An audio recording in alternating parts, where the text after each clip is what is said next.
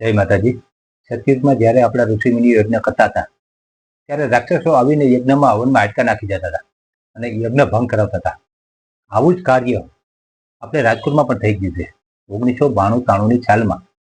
અને એ પણ બયાન આપણે જાણશું વિજ્ઞાન જાથાના જયંત પંડ્યાના મુખ્યથી જ.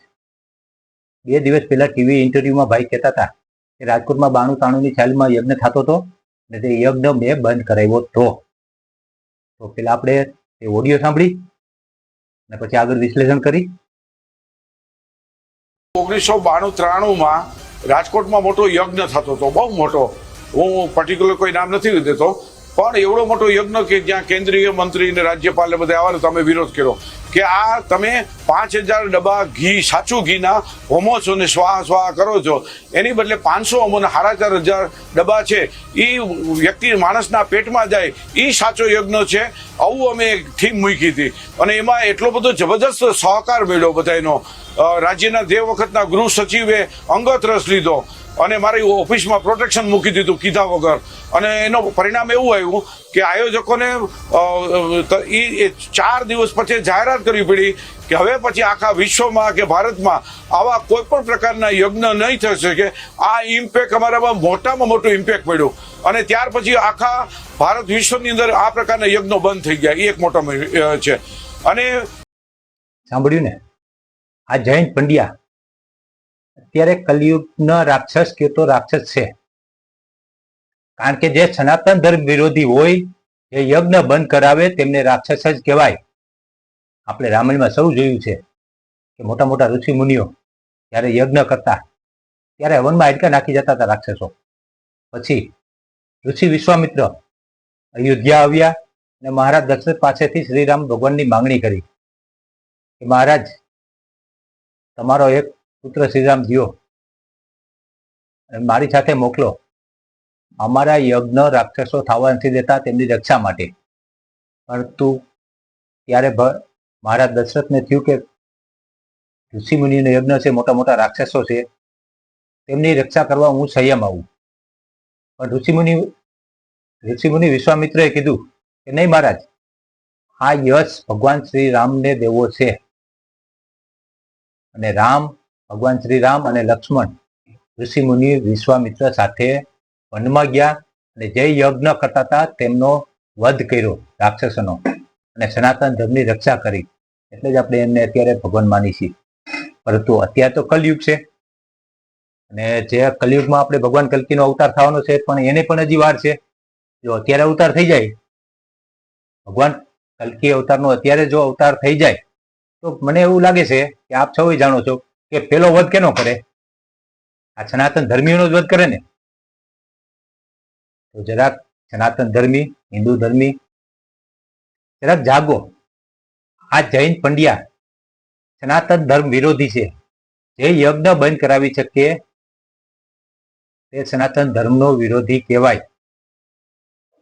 આપણી જે પરંપરા છે સનાતન ધર્મની, હિન્દુ ધર્મની જે પરંપરા છે તે બંધ કરાવી દે તે સનાતન ધર્મ વિરોધી જ કહેવાય.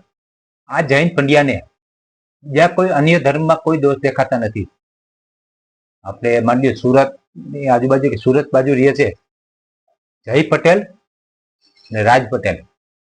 આ બંને પટેલના નવયુવાનો છે અને બંને ભાઈઓએ આને ચેલેન્જ આપી છે કે નામ સરનામા અમે આપી, અમારી સાથે ડિબેટમાં આવો ભાઈ અને અમે કઈ ત્યાં રેડ પાડ.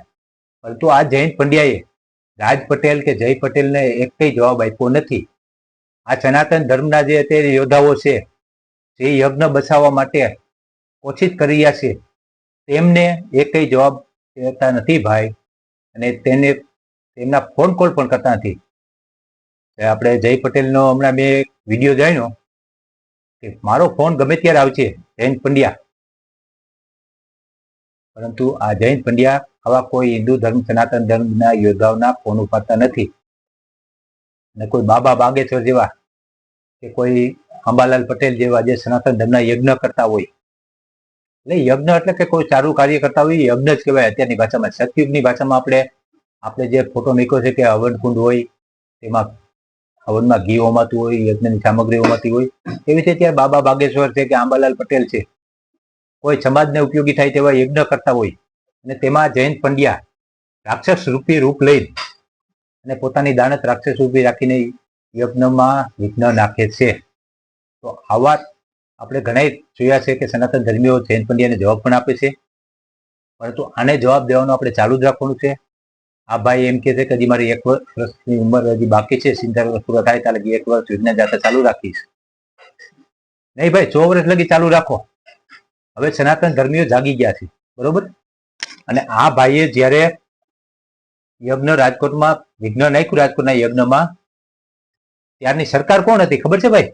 1992. અને એનો લેખ આખો મેં અત્યારે ડાઉનલોડ કર્યો છે, અને એ લેખમાં અત્યારે તમને જણાવી દઉં કે 1992-93 દરમિયાન ગુજરાતમાં કોંગ્રેસની, ઇન્ડિયન નેશનલ કોંગ્રેસની સરકાર હતી, બરોબર. અને મુખ્યમંત્રી હતા સિમનભાઈ પટેલ. તો ઘણા વિડીયો જોઈને અને કોમેન્ટ કરશે કે ફોન કોલ કરશે કે સિમનભાઈ પટેલ જ્યારે સરકાર બનાવી ત્યારે તો ભાજપે એમને સાથ આપ્યો હતો. તો તે પણ જણાવી દઉં, જનતા દળ અને આમાં જો આ સમયગાળા દરમિયાન મુખ્યમંત્રી તરીકે સિમનભાઈ પટેલ સત્તા પર હતા. તેમની રાજકીય સફર આ સમયગાળા દરમિયાન નીચે મુજબ રહી છે. જનતા દળ અને કોંગ્રેસનું જોડાણ 1990માં સિમનભાઈ પટેલ જનતા દળ તરફથી ભાજપના ટેકાથી મુખ્યમંત્રી બન્યા હતા, બરોબર. સિમનભાઈ પટેલ કોંગ્રેસના ત્યારે નેતા નતા, ત્યારે જનતા દળના નેતા હતા અને ભાજપના ટેકાથી મુખ્યમંત્રી બન્યા હતા. પરંતુ બાદમાં કેન્દ્રમાં રાજકીય સમીકરણો બદલાતા ભાજપે ટેકો પાછો ખેંચી લીધો હતો અને કોંગ્રેસમાં વિલય કરી પોતાની સરકાર બચાવવા માટે સિમનભાઈ પટેલે કોંગ્રેસનો ટેકો લીધો અને બાદમાં તેમનું આખું જનતા દળ ગુજરાત જૂથ કોંગ્રેસમાં ભળી ગયું હતું. આથી 1992 અને 93ના વર્ષોમાં તેઓ કોંગ્રેસના મુખ્યમંત્રી તરીકે પદ પર હતા, બરોબર. તો આ જયંત પટેલે કીધું, જયંત પંડ્યાએ કીધું કે 92-93માં મોટા મોટા મંત્રીઓ આવવાના હતા, તેમને સિક્યુરિટી આપી દીધી, તેમની ઓફિસે બધું કરી દીધું. તો આ સનાતન ધર્મ વિરોધી સરકાર હોય ત્યારે જ કરે ને. અને આપણે તો સૌ જાણીએ છીએ કે કોંગ્રેસનો ઇતિહાસ શું છે. જ્યારે ભગવાન શ્રીરામનો રામ મંદિરનો વિવાદ ચાલતો હતો ત્યારે કોર્ટમાં આ કોંગ્રેસે વકીલોની ફોજ ઉતારી દીધી હતી અને કહ્યું હતું કે શ્રીરામ કાલ્પનિક છે, ખાલી એક વાર્તા છે, બાકી કાંઈ નથી. આ એ જ કોંગ્રેસ છે, બરોબર. અને તો જ આવા યજ્ઞમાં વિઘ્ન નાખતા હોય તેમને સિક્યુરિટી પૂરી પાડે અને તેમને શાબાશી આપે. બાકી અત્યારે તો સરકાર સનાતન ધર્મની છે. હવે કોઈ કરો આ જયંત પંડ્યા જે અત્યારે બાબા બાગેશ્વરનો 2 ફેર વિરોધ કર્યો, 3 વર્ષમાં બાબા બાગેશ્વર 2 ફેર આવ્યા. આ પ્રોટેક્શન ન મળ્યું, કારણ કે બધાને ખબર છે કે અત્યારે સનાતન ધર્મની સરકાર છે, બરોબર. એટલે ન મળે. બાકી કોંગ્રેસની સરકાર હોત ને તો બાબા બાગેશ્વરની કથા પણ ન થાત. અને આજથી જ આ તો મને ખબર નથી. મને તો એમ કે જયંત પંડ્યા સામાન્ય ભુવા ને ગમે તેને કોઈ દોરા ધાગા કરતા હોય બધે રેડ પાડે છે, પછી કોઈ માંડીઓમાં હાચા હોય ખોટા હોય એની પર રેડ પાડતા હોય તો વધારે સારું. પણ જે હાચા હોય એની પર રેડ પાડીને તેમને પણ બંધ કરાવી દે છે. અને એટલી હિંમત ક્યાંથી આવી? પણ આવી સરકારોને લીધે હિંમત આવે છે. આ જયારે આખો યજ્ઞ બંધ કરાવ્યો હોય એવી સરકારો લીધે હિંમત આવે છે, નકર હિંમત ન આવે. એટલે જયંત પંડ્યા, હવે તમારો ખેલ ખતમ આવવાની અણીએ તમે લાવ્યો ભલે હોય, ખતમ તો અમે જ કરશું.